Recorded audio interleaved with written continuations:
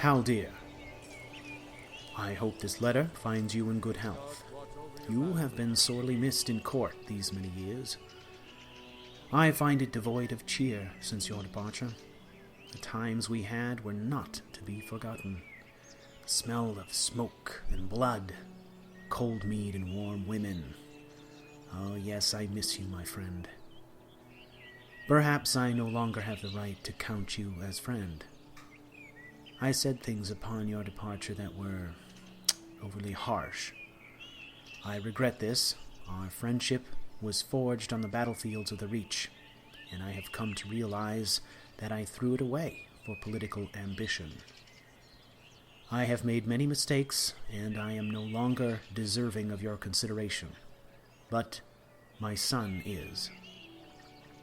You were more of a father to him than I ever was, and I sense that he needs you once again. I ask you this favor. My son is in trouble. We both know he would never accept my help, but he will talk to you. Months ago, I received a letter from an individual calling himself Cimmerian. It told of Fleet's induction into the Dark Brotherhood, and threatened my life and the lives of others in my family were I to attempt contact. This Cimmerian claims to be listener. You and I both had enough dealings with the Brotherhood to understand the significance if this should be true. My relationship with my son is beyond saving, but I have to believe he is not. You must know, the letter of which I speak was written in the style of the Breton Highborn, and was in Fleet's hand. Of this I am certain. I beg you, please, find him, speak to him. Be his uncle once again, and save my son. He is all that is left of the good man I used to be.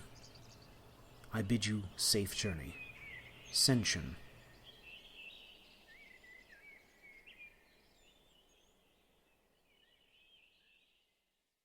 Senshin, I return to you your courier with my letter of acceptance.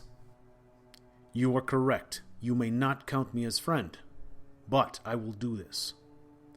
Understand, I do not do this for you, but for the boy alone. When we last spoke, I warned you. A boy of intelligence and talent, limitless potential, and a father who's one of the most gifted mages I have ever had the honor to fight beside. Why you threw this away, I will never understand.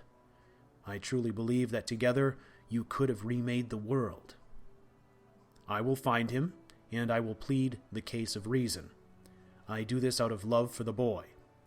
I will update you on progress when I have time, but if he truly is listener, you and I both know we are looking for a person who makes a career of being difficult to find, and has the very ear of Sithis. Little Feather was one of the most gifted archers I have ever seen.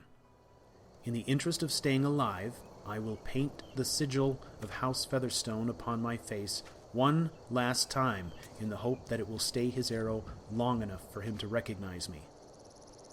Senshin, you are a fool, but I will help you in this. Consider it payment for my last debts to you. Go with the gods, Haldir.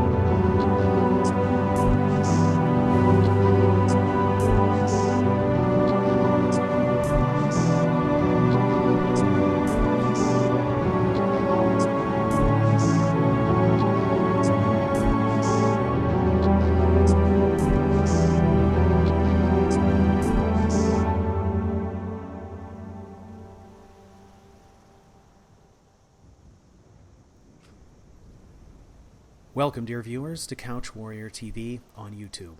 I am the CouchWarrior, and you are watching Aranis Arcana, a Skyrim Let's Play. Welcome to Chapter 12, Part 2. I apologize, everyone. I took an unexpected hiatus, but I took a week off for my birthday. It seems like a lot longer than a week that I've done a recording, but it is good to be back, and I am feeling more energized than ever. So, let's jump right into it. Let's talk about Haldir. As you probably gathered from the cutscene previously, Haldir is an old friend of the Featherstone family, someone who fought beside Fleet's father Senshin in the wars that raged across the Reach ages ago. Haldir is a salty warrior, a man who never had a family or children of his own, and is something of an uncle-type figure, possibly even a father figure to Fleet, someone whom Fleet hasn't seen in a very, very long time. And Haldir has sort of become a recluse. He came back to his native Skyrim. He has built a place for himself up in the mountains where he lives in seclusion, doing what no one knows, but it is very clear that he spent a considerable amount of time in the employ of the Bretons and was actually a member of court at some point, possibly as an advisor. And he has taken on this task of trying to track down Fleet.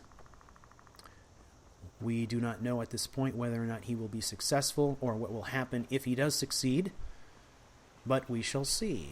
Should be interesting. So Haldir is going to start his search for Fleet here in Riverwood, which is the nearest town to where he is now living.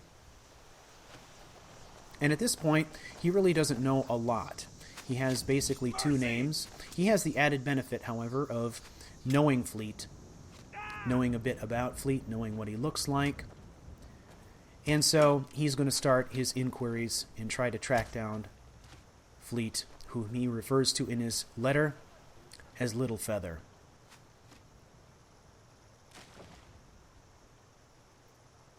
Haldir will add some interesting color to our story, as he will serve as a foil to Fleet in a brand new sense, bringing sort of a voice of reason or a conscience to our protagonist.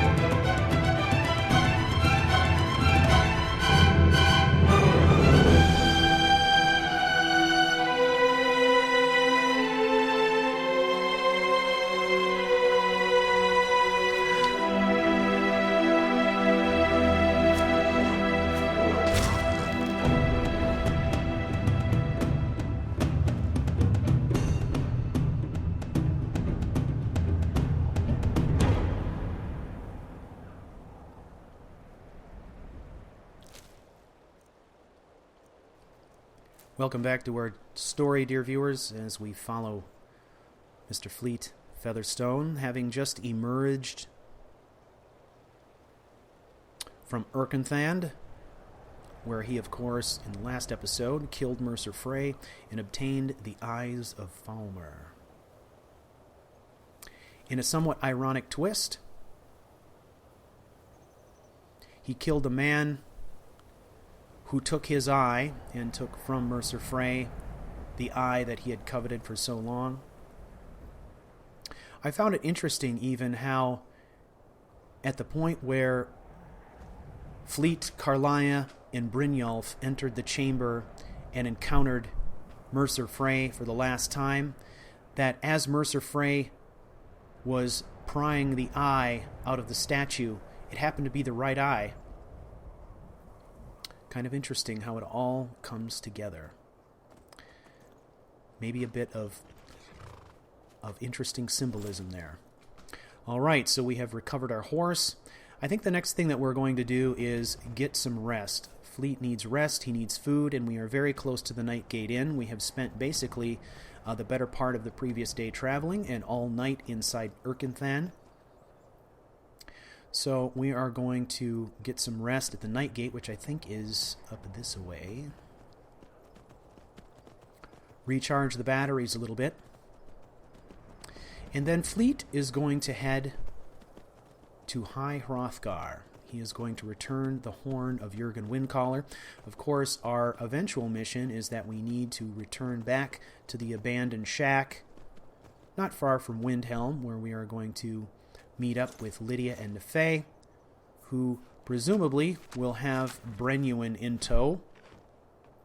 But the objective was to meet there in 5 days' time. At this time, we've only burned a couple of days, so we have a little bit of time. There should be enough time for us to go up to High Hrothgar, get rid of this horn, and then return back to the abandoned house and meet with our comrades.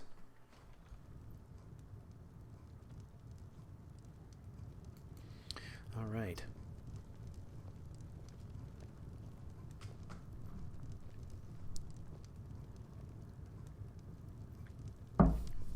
It would not escape Fleet's notice that that man is carrying a blade sword.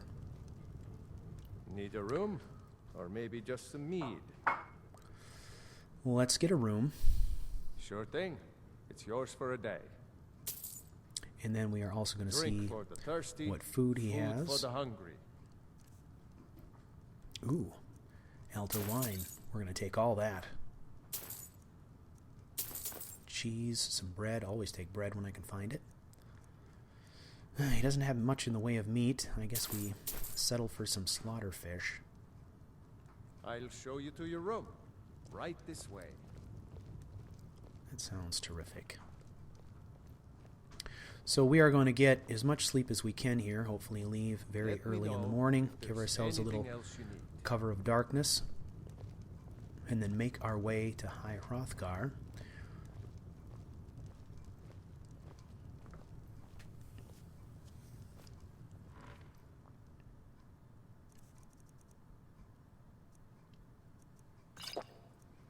I want to thank you all for your kind comments and birthday wishes in the comment threads last weekend and in the week since. I got birthday greetings from all kinds of different people. I really wasn't making a point of telling people that it was my birthday, but somehow it got out. And when it did, I got lots of great birthday wishes, which I really appreciate. Thank you very much. Okay, let's see what kind of rest we can get here. I really have no idea what time of day it is. Okay, it's the middle of the afternoon, so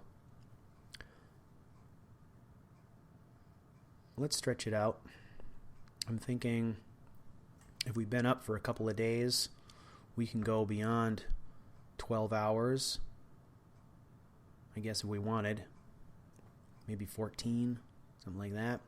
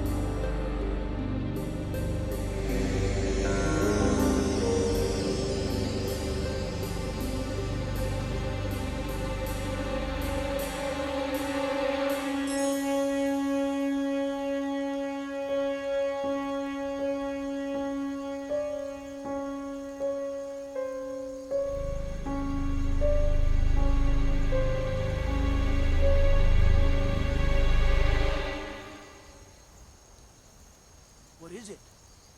Dragons?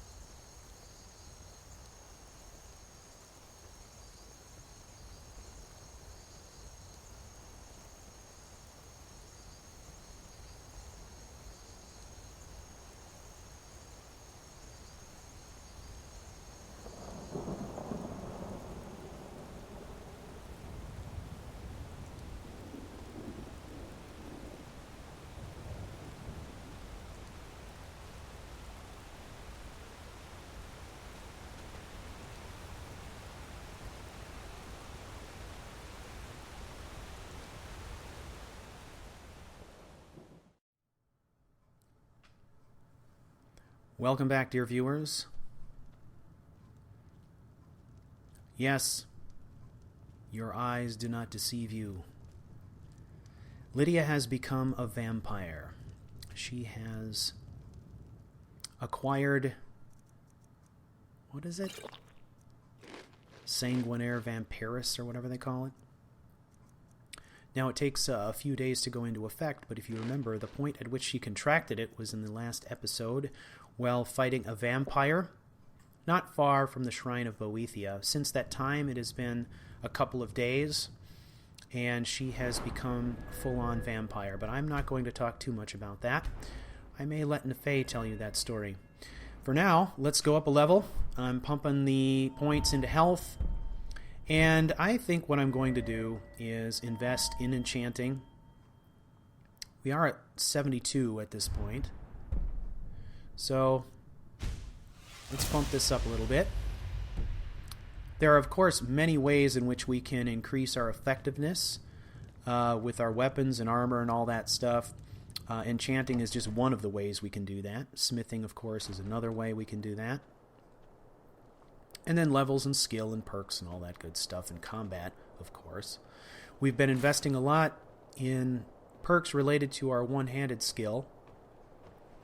I thought it was about time to invest once again in crafting. I've been trying to alternate a little bit recently. And I know that at some point I'm going to have to bite the bullet and sink some perks into smithing. I've been holding off on that just because I really wasn't entirely sure what the full suite of weapons and armor was going to end up being for Fleet. Now I'm reasonably sure that the gear that I am using is going to benefit hey, whoa. Dragon. Okay, let's keep moving. Keep moving. Oh, he's come down. Let's have a look. Oh yeah, there he is. I'm pretty sure he's chasing us at this point. I'm not entirely sure I want to engage in combat with this dragon.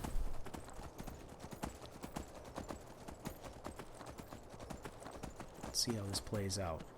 If he continues to follow and we're forced to take him on, then we will, but I can hear him, but maybe he's decided that we're not worth it at this point. There he is. As Delphine would say, look at that big bastard. Delphine, by the way, if you don't know this, is a Breton. Why I point that out is the fact that she is Fleet's kinsman could be interesting now that Haldir, as we know, is in Riverwood at the Sleeping Giant, inquiring about Fleet at this moment. So that could actually play into how things shake out. Goodbye, crab. Ooh, look at that, he had gold. So anyway, where was I? I was talking about smithing. We were talking about crafting just a little bit. And my thought is, after much consideration, that it seems like the lion's share of the equipment that I've been using as of late would benefit from going up the left side of the smithing tree. So I'm probably going to do that, and it would appear, based on some of the stuff that I'm using, that I would have to go as high as glass in order to really see any benefits, in particular on the armor. Man, I love that horse charge. It's like having a plow on the front of your horse. So I'm thinking that in the long run, that's probably the direction that I will go. I can't think of any items that I've been using that would benefit right now from the right-hand side. My swords are all steel, and I already have steel smithing. All the armor that I've worn up to this point benefits from either advanced armors or glass armor. Even my throwing knives are elven. And I believe the silver bow is either advanced or glass, one of the two. So it would seem that I would gain the most advantage by going up the left side. It's just, for me, having the patience to actually spend a valuable perk point on smithing when I could spend it on sexier things like one-handed skills or archery or, things like that. So I have to actually discipline myself to spend things, spend perks on crafting skills sometimes. But I've kind of reached that point where there aren't too many things left on the combat side of things that I really want to invest perk points in. It's really about levels at this point, just continuing to crank on the levels and get the one-handed up. At this point, Fleet's one-handed skill is at 52. There's a long way to go there in terms of levels, but there aren't that many more perks that I could see him getting. So, Savage Strike, we can also do another level in dual wielding, which would bring our speed up a little bit. But right now it's just really about levels and damage. So, enchanting it is for now. And we are also a goodly way already towards level 41. Which is interesting. Alright, now there's usually some nasty stuff along this trail, but... Yep, here we go. Get out of the way. Oh yeah. Just knock them out of the way and keep charging, my friends. There's some for you too. Oh, we got him. Get a wolf pelt out of it. Let's talk a little bit about horsemanship. Kind of interesting.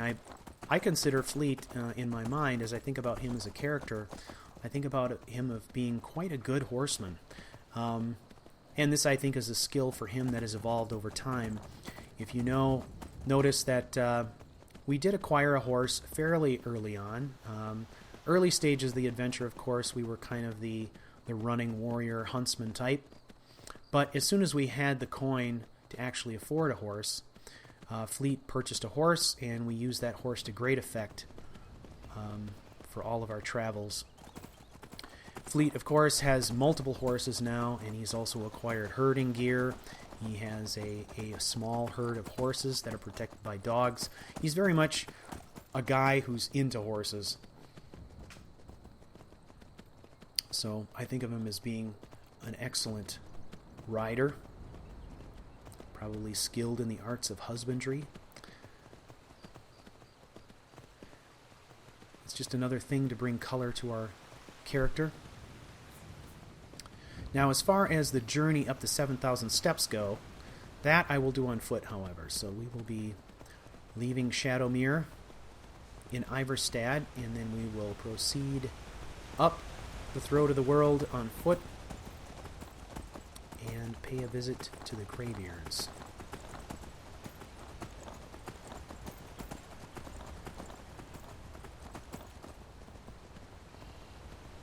Let's talk about something else that has come up in the comment threads, which is very interesting. It has to do with you, dear viewers, starting to pick up on something that I've been doing for some time now, which is speaking in very distinct voices for either Fleet or Cimmerian. And one of the comments that I saw, and in fact there was more than one comment about viewers who were kind of concerned about Fleet. What's going on with Fleet? Is there some kind of multiple personality here? Are we losing Fleet? What's going on?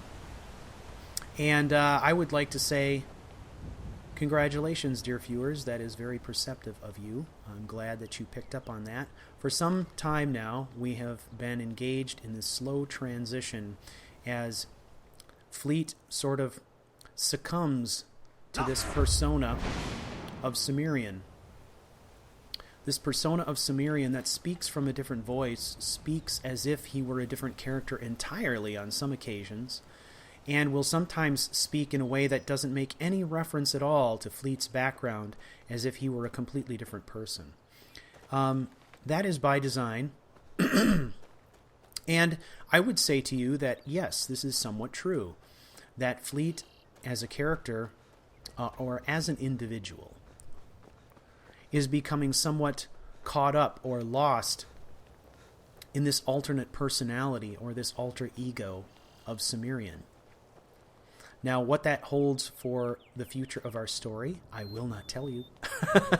But I just wanted to let you know that, yes, this is true. This is something that is happening to Fleet.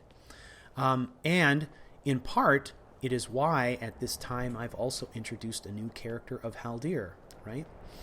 With every single character comes a subplot. You cannot introduce a new character into the story without there being some sort of subplot associated with that character. If there were not a subplot for the character, it would not be a very interesting character, would it? And all these supporting characters that we introduce into the story are designed to, in some way, highlight some aspect of our primary protagonist that maybe we haven't seen before or has not had emphasis before. And Haldir is one of these characters. The subplot, as I see it around Haldir, is that, as we mentioned before, he serves as a foil, but a different sort of foil. Nefay is a foil in that she is constantly mucking around and doing things that mess with Fleet's plans. However, Haldir presents a different sort of foil. And we will talk about, I think, the contradictions or the subplots that Haldir introduces into Fleet's story in more detail in the future, as we see him become a more prominent actor in our story.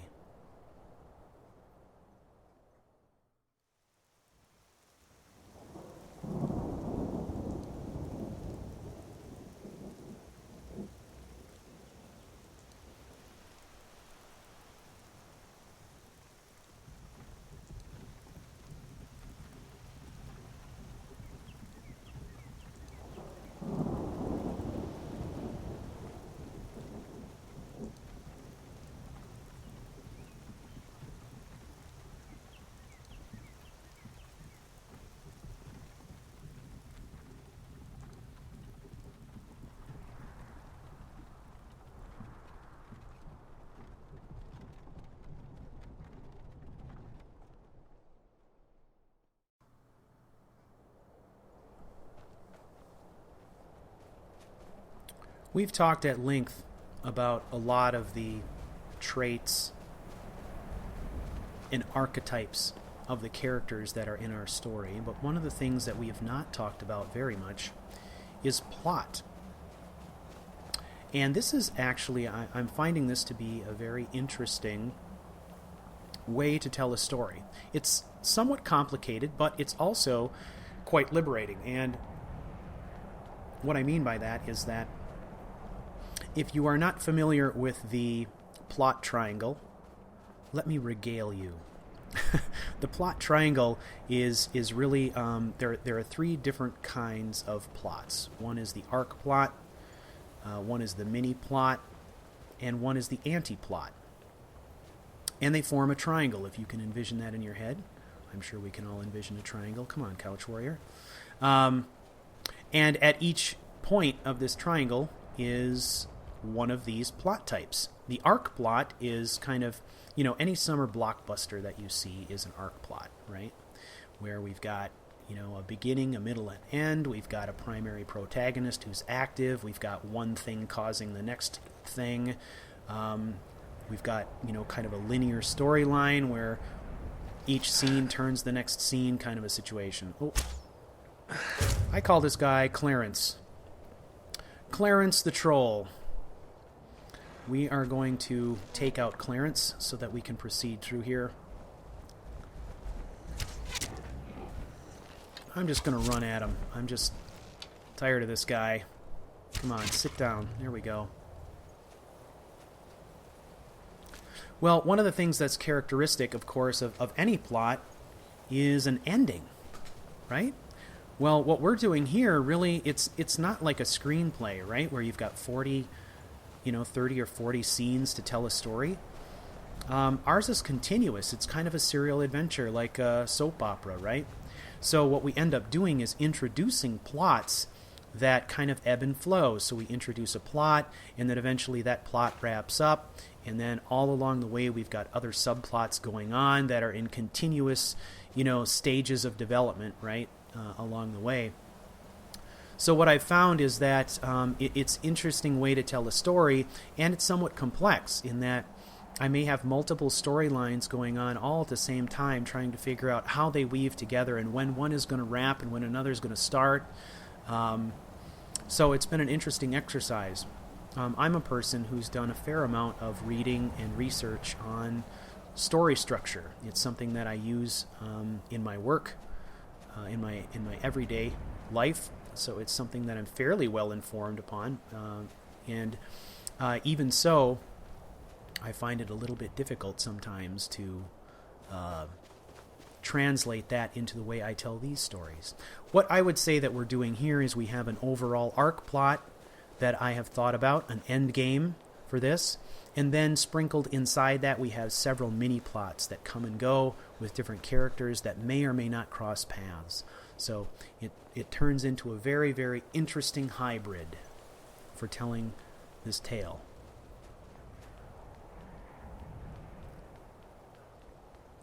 All right, we made it. Let's go see if we can find Arngeir.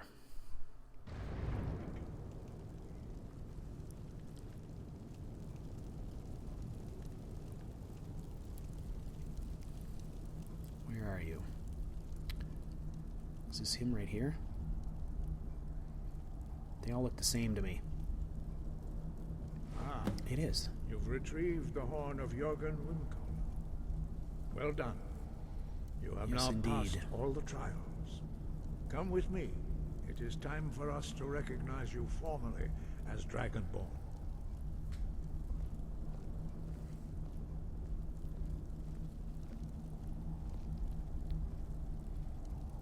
So this marks our final transformation into officially the Dragonborn and should allow us to acquire the last word in the Unrelenting Force shout.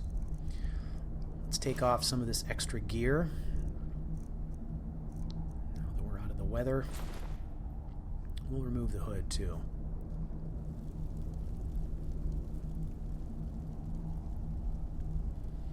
Alright, what's next? You are ready to learn the final word of Unrelenting Force. Da, which means push. Da.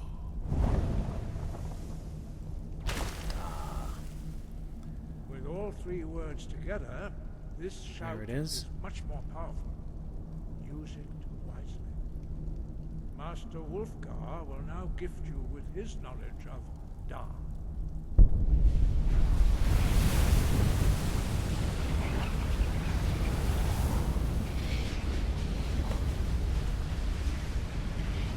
You have completed your training, Dragonborn. We would speak to you. Stand between us and prepare yourself. Few can withstand the unbridled voice of the Greybeards, but you are ready.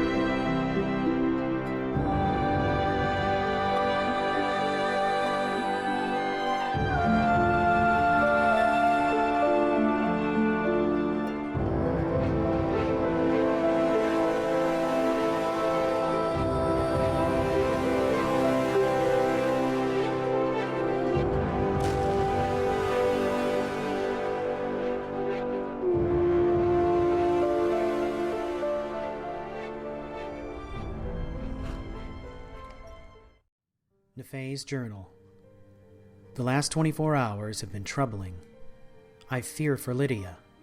I knew she was sick, but I had no idea what was happening before it was too late. When Valfar finally arrived, he knew immediately what was happening. Lydia, a vampire. I still can't believe it. She was very ill, and all she kept saying over and over was, "My Thane." We all know Cimmerian's feelings about vampires, and we all fear what he might do if he finds out. If. Valfar was the first to suggest that we not tell him, but how long can we conceal this? I left her in Valfar's hands. He says he knows a man in Morthal who claims to have the power to reverse this curse. I hope he's right for all our sakes. We have all begun to collude against the listener. This cannot be good for any of us, especially me. The reprimand from Cimmerian stung, but I guess I deserved it. None of us are privy to his plans. They're all in his head. Who am I to question? Certainly our relationship has not risen to the level of friendship. Perhaps it never will. I don't know what made me think I could question his judgment.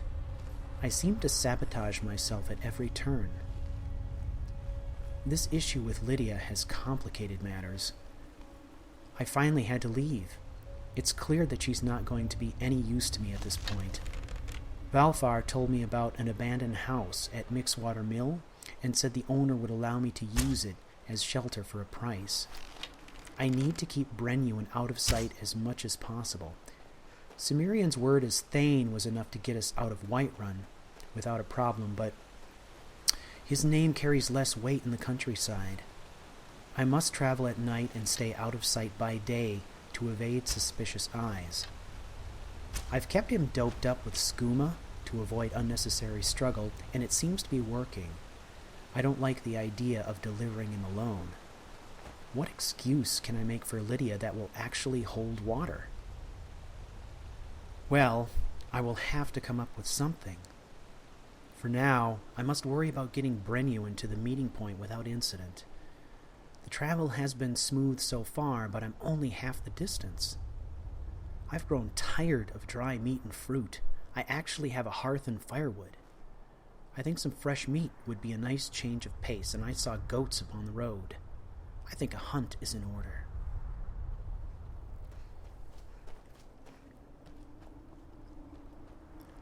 Following Nefay on the hunt. So we heard a little bit there from Nefay's perspective on what's going on with multiple things, mainly the situation with Lydia. So she, of course, has been forced to perform this part of the mission on her own, bringing Brenuin to the meeting point. By cart, it's about a 2-day ride, especially if she's going to do her traveling in the dark and camp by day. And as you can imagine, having a prisoner who you have to keep an eye on whilst traveling solo can be somewhat complicated. So she's tried to mitigate the risk by administering large quantities of skooma to Brenuin to keep him doped up, basically. Keep him from being a problem while she's on the trail.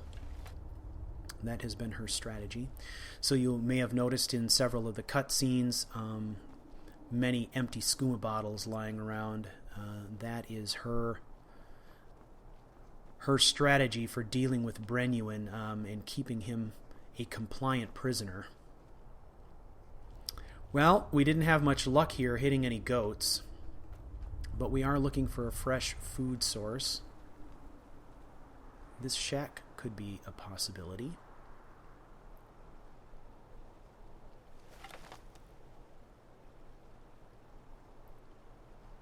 I believe there's a bear in there. Yeah, there he is right there. Come on out here.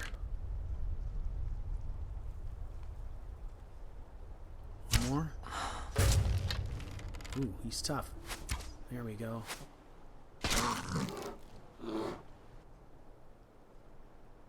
All right. Let's go investigate.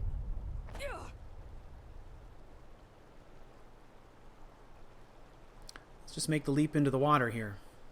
We're going to have to cross anyway, so it's not like we're not going to get wet.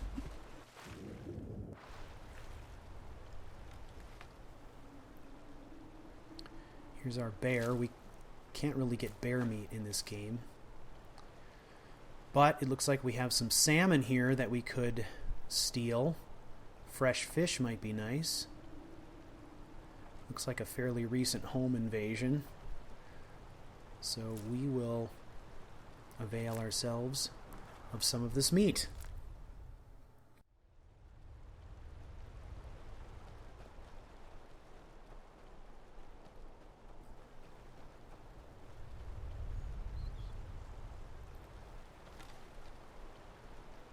It would seem that I have much to learn about hunting. By all rights, I should have had one of those damn goats, but I missed the shot. The more I chased them, the faster they ran. In the end, I had to resort to scavenging. The scene inside that shack was grisly, to say the least, but I managed to find some fresh salmon and a few usable items. I was gone much longer than I'd planned, and as I ran back to the house, a feeling of urgency came over me. Perhaps I should not have left. It seemed like a good idea at the time. After all, he was tied, gagged, blinded, and drugged. What sort of trouble could he get into? This is my responsibility, and I left the house because I wanted fresh meat. What was I thinking? I ran faster. By the time I arrived at the house, my legs were spent. I climbed the porch as fast as my legs could manage, took a deep breath, and opened the door. Gone. He was gone. How could I have been so stupid? Had he been pretending? I gave him so much skooma he couldn't stand. If he thinks he can escape Nefay, he is sorely mistaken. Welcome back to High Hrothgar, brothers and sisters. It would appear that Nefay is in trouble once again. We will see how she gets herself out of this predicament, if she does, later. But for now, we have made our final transition into being officially recognized by the Greybeards as Dragonborn. This was a result, of course, of returning the Horn of Jurgen Windcaller and undergoing the final ceremony, which we saw in a previous segment, in which we acquired the last word in the shout, Unrelenting Force. After that ceremony was over, Arngir gave us run of the place, so we're having a quick look around before we make our descent back down the mountain.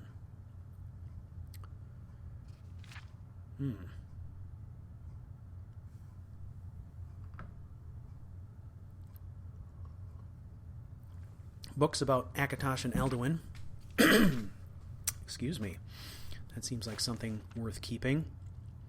We'll hold on to that one.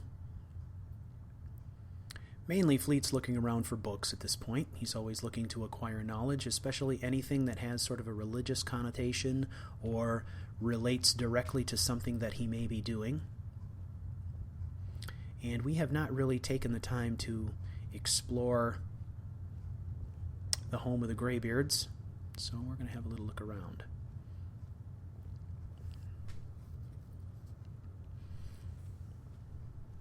There's another book. And a sword. Ancient Wraith Greatsword. That's wicked looking.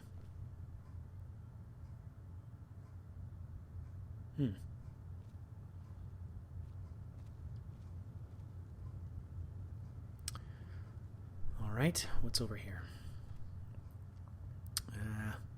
Stuff I'm not too excited about.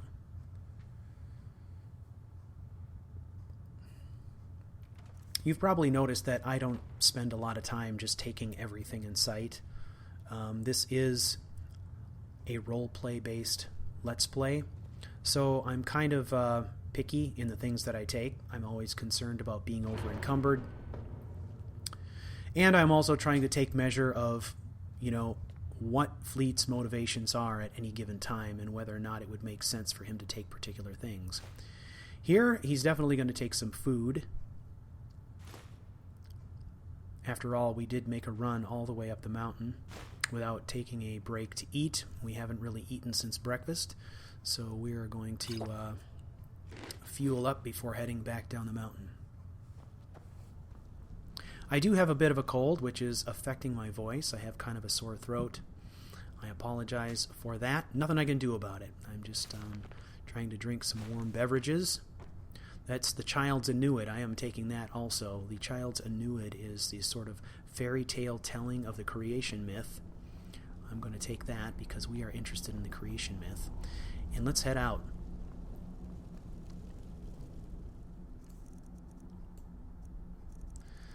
I'll go to our cold weather gear.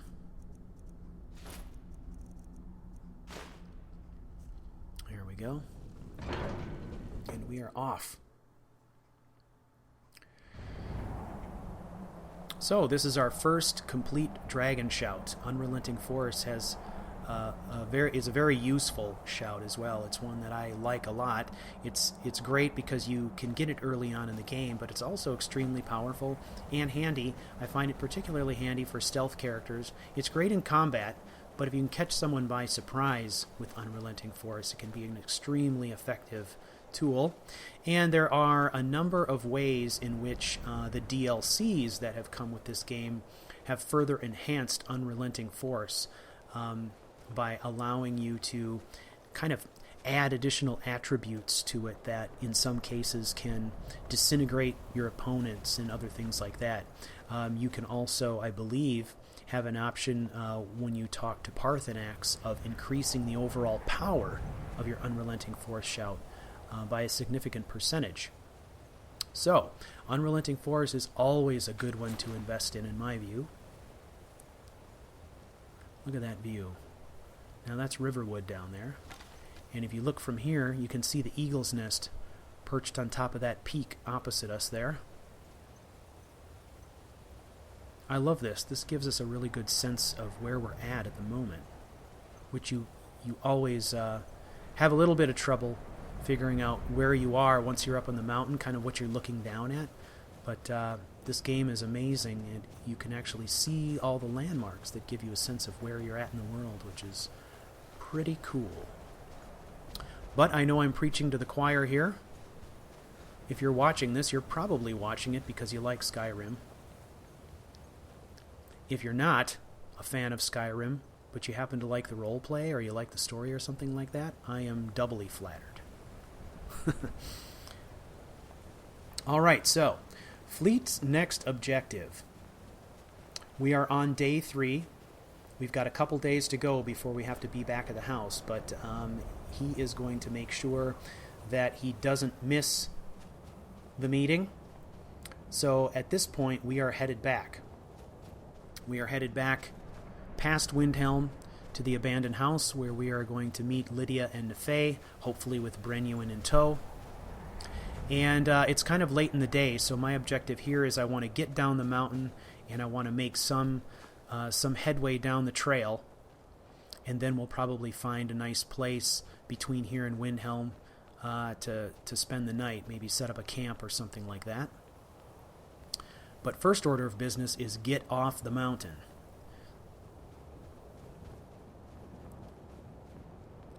It's kind of a long hike to get down the mountain, so what I'm going to do is kind of get myself to a point where I recognize some of the landmarks around me, and we'll see if we can't take the express elevator down the mountain here, as we did in Irkanthan.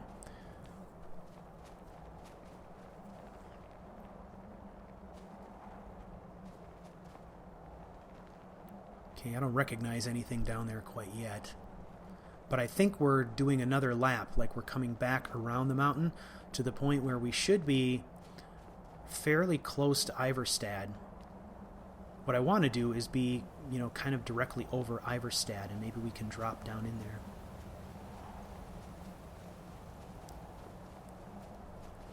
Here is the Moonforge.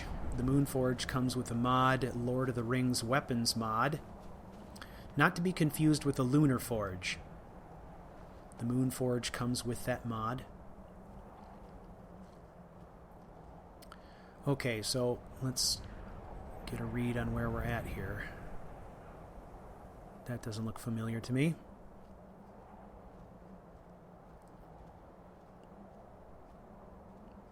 Let's have a look down this side. Hey, there we go. That's the trail to Iverstad. So this seems like a pretty good spot to make our jump. From here, we should be able to drop right down into the village and kind of abbreviate our travel here. In fact, you can actually see the mill right down there where we've actually left our horse. So this ought to work pretty well.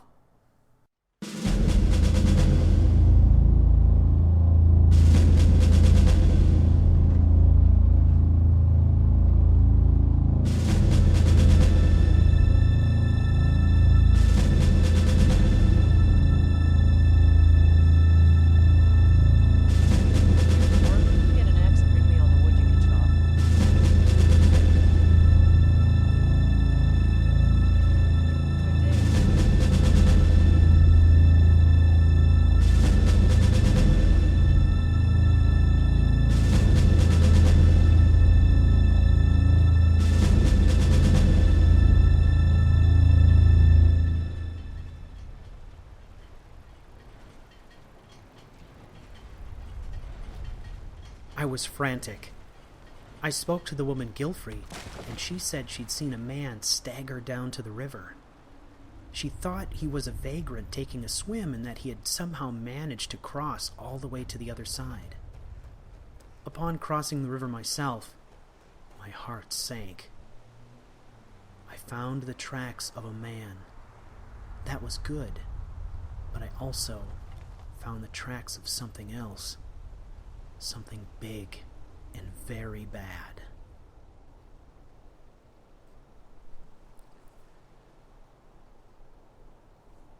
Welcome back, dear viewers, as we follow Nefay and her attempt to work through her little drama here. She, of course, has lost track of Brenuin. She has tracked Brenuin across the river, only to discover that something has snatched him and taken him away. And now she is hot on the trail.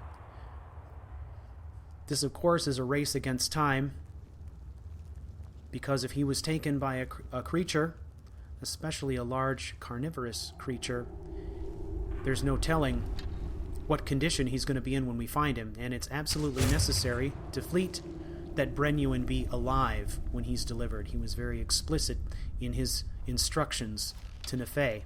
So she is under a lot of pressure here to make sure that she gets to Brenuin before anything happens to him. And of course, we are dealing with spiders. Lots and lots of spiders.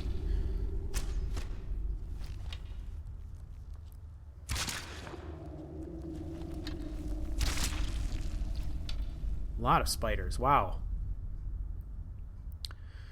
So Nefay, of course, is using an ebony bow here. And we are using the Black Sacrament arrows. And she is in a hurry, so she is not looting bodies. She's not looking for anything extra. She's basically trying to locate Brenuin with all haste. That is her objective right now. I found that she is actually a very capable little stealth character. She is, of course, acquiring levels at the same time that Fleet is, so as Fleet goes up levels, so does she, so does Lydia for that matter, and Velfar. Her current stealth is in the low 70s.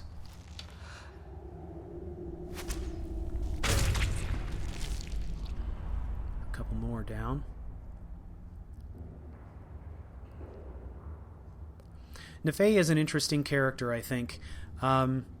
There has been a lot of speculation and many people commenting that, you know, when is Nefay going to become a love interest to Fleet?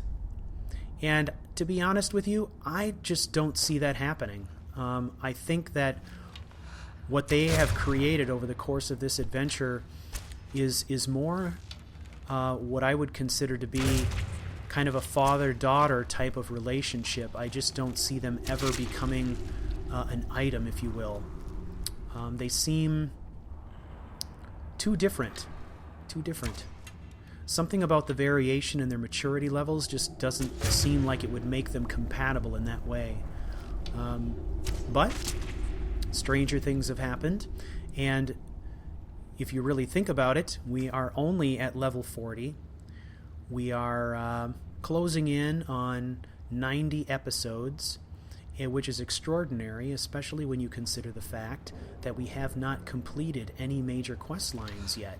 There is so much content and so much material left to cover. You think about all the adventures, all the life-changing events that could happen during the course of that content, and it sort of boggles the mind to think about where this story could go and where the characters could end up after all that experience.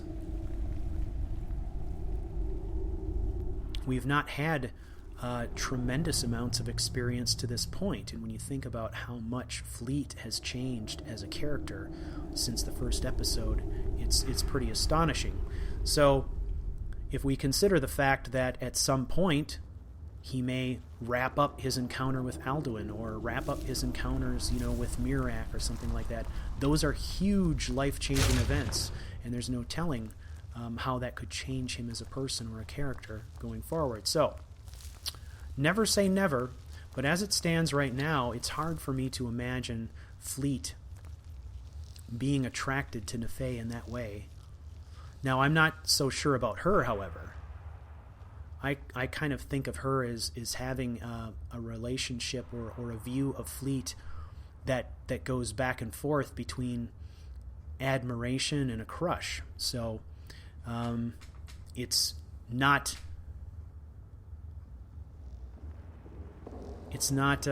entirely out of the question that at some point she might want more of a relationship. But at this point, she is kind of her own worst enemy. As we've seen, Nefay is always doing things to sabotage her own success and to sabotage... Ooh, here he is. Big one. Sabotage her reputation. Her reputation as a loyal or a reliable companion for Fleet. So she has some inner conflict and struggles to overcome there about feeling like she's worthy and actually doing a better job. And the question remains as to whether or not she's capable of that.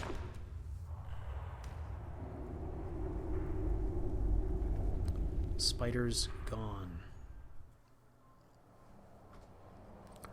There lies Iverstad, our objective. We are going to dual wield our Featherfall spells. This is from the Apocalypse spell package in the alteration tree.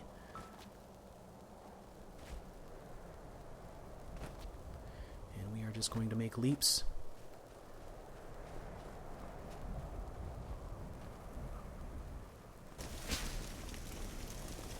Let's cast it again, just to be sure.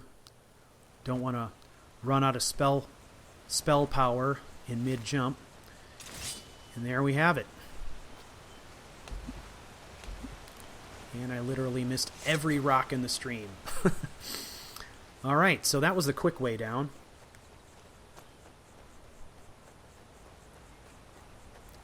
So now we get on Shadowmere and we head toward Windhelm.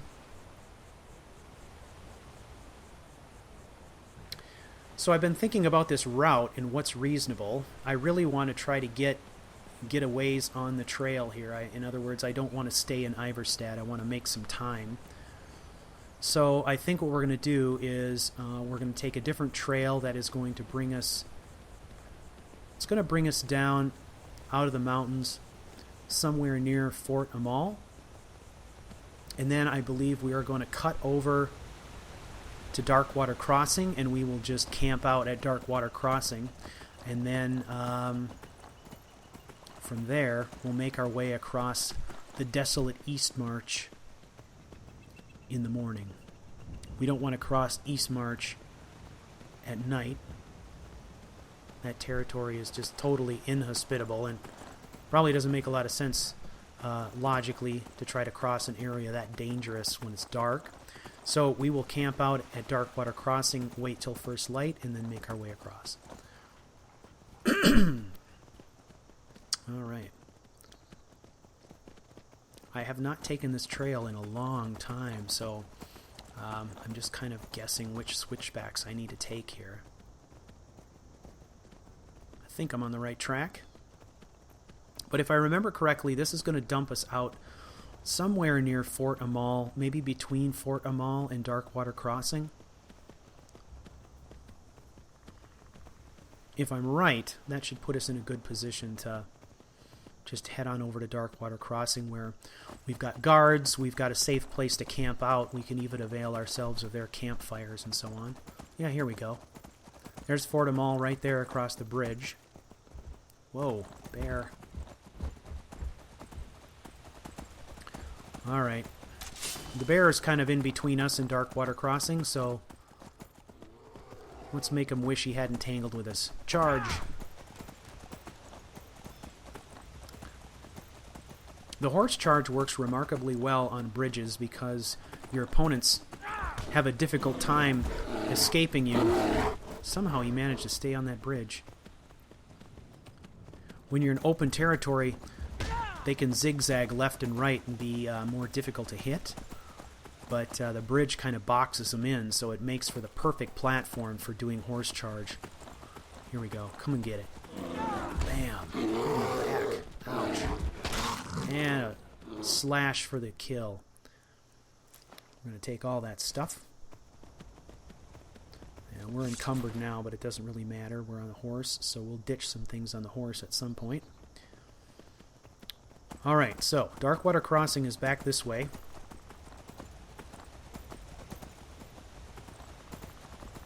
Seems like a logical place for us to set up camp. We don't have to get any firewood or anything like that. We should be able to just pitch our tent right next to their fire, get the warmth of the fire and a good night's sleep, be on our way. Plus the added benefit of guards, so we don't need to worry about nighttime ambushes or anything nasty. Here we are. Werner, you should have come out with me yesterday.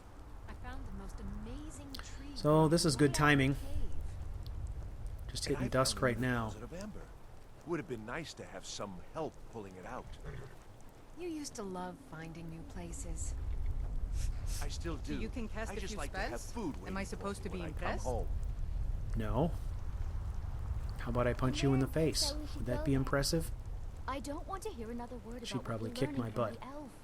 It's high time you learn to be a Nord too. That is one thing that, you know, despite the fact that we're at level 40, we are in every sense the assassin. So in a stand-up fist fight, I don't know how well Fleet would do. It might get kind of ugly. So, for all of our stealth and archery skills and skills with a dagger, we still have a ways to go when it comes to one-handed, so... Alright. So we need to pitch a tent, and if I remember correctly, actually I don't think I can do that through this menu. No, I can't. I actually have to drop the item from my inventory. But now this woman is in the middle of my spot where I was going to pitch my tent. Yeah, here's her tent. Alright, I need her to get out of the way. What's your trouble? Dostern telling tales again? No, you're in my way, lady. Why don't you guys shuffle off so I can set up camp? I'm tired. There you go. Thank you. Bye-bye. Alright. So we come over here, Hearing that the war could come through here. and we're just going to drop the I try tent from not our to worry about inventory, it. and then once we do that, it'll give us a kind of some options about where we want to pitch it. So, there it is. So we'll just hit R, and we're going to drop that thing, and then it says pitch tent. We say OK. Now,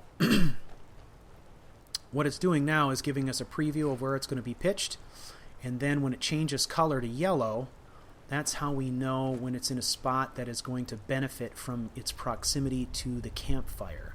So we definitely want the warmth benefits of the fire, so we're going to pitch it right here. There we go. So we Solace get some takes care of me, shelter Mom. from the rain, warmth from the fire, and we're good to go. Not around. All right, let's get some rest. We'll use the lantern too. Narkithis used to take me down. Way down deep in the river. Well, that's weird. Armor hanging out in the air there.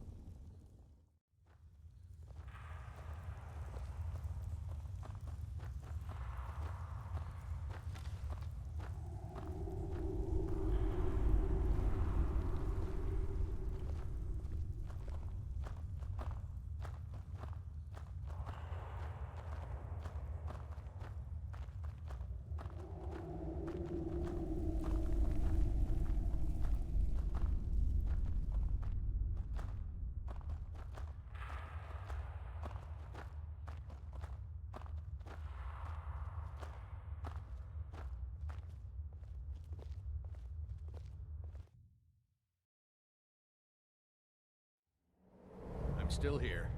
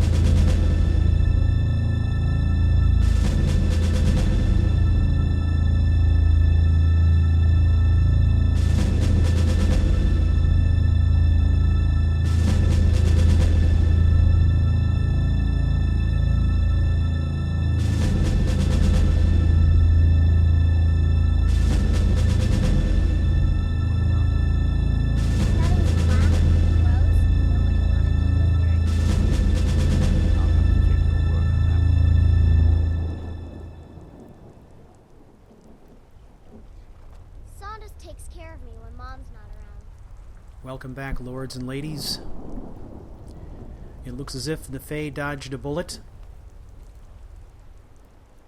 Let's pack up and make the final trek to our meeting place. And this will bring us to a conclusion for this episode, which is going to come in at around an hour and 25 minutes. An hour and 25 minutes. Almost an hour and a half. This brings up another point that I should let you know. As you all know, the holidays are coming up. Once October rolls around, it's kind of like you hit Halloween, and then after that, everything just goes bananas with Thanksgiving and the holiday season and all that stuff. I will not be going on hiatus for the holiday season, if that's what you were thinking. I will continue to produce videos. However, I'm going to change up the way that I'm producing videos just slightly. I'll probably start doing shorter videos. but increase the quantity a little bit. I think that is going to be easier for me to maintain through the busy holiday season, which is always busy with work and family stuff. So I will continue to do production in the same way that I have been, but I'll probably shorten up the episodes so that I can release more often. And I'm not sure what that's going to mean for my consistency, but I wanted to give you all a heads up and let you know Fleet's story will continue. And then, once we hit the post-holiday season in 2014, I will probably take a look at how things are going, and then at that point make a decision as to whether or not I'm going to stick with a shorter episode format or go back to the longer form. It just seemed to me that with all the other things going on, if I shortened up my videos a little bit and kind of made them a bit more focused, it might make it easier for me to release videos during those busy times of year. It would give me a little bit more flexibility. So we are just kind of slowly picking our way across East March here.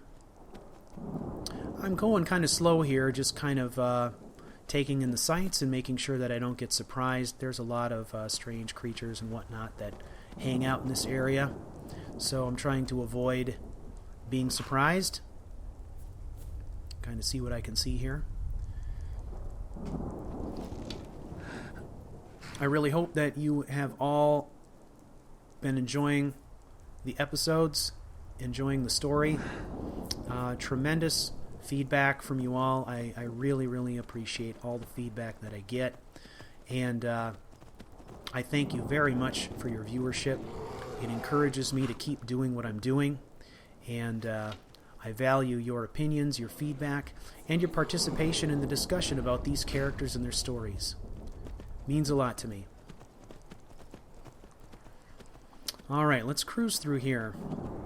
Somewhere over here, the road crosses. Sorry, Shadowmere. So we are going to try to get to the road, and that should abbreviate our travel time just a bit.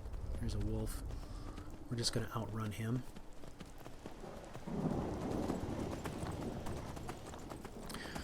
So the next episode will be Chapter 12, Part 3. Oh, we did get a hit on that saber cat. Should we finish him off? Good enough. Ooh. Oh, I think we got the goat too, yeah. Oops. Sorry, goat. Got a goat. I thought we got the wolf. I thought I saw the wolf sailing, but maybe that was the goat. Alright, blasting our way across Skyrim. Once again, thank you all for your viewership. Thank you all very much. I appreciate your loyalty. And that brings us to the end of another episode. I want to thank you for taking the journey with me, and until next time, may all that you do be swift, quiet, and deadly. And to all Skyrim assassins, I salute you. Silence is our battle cry.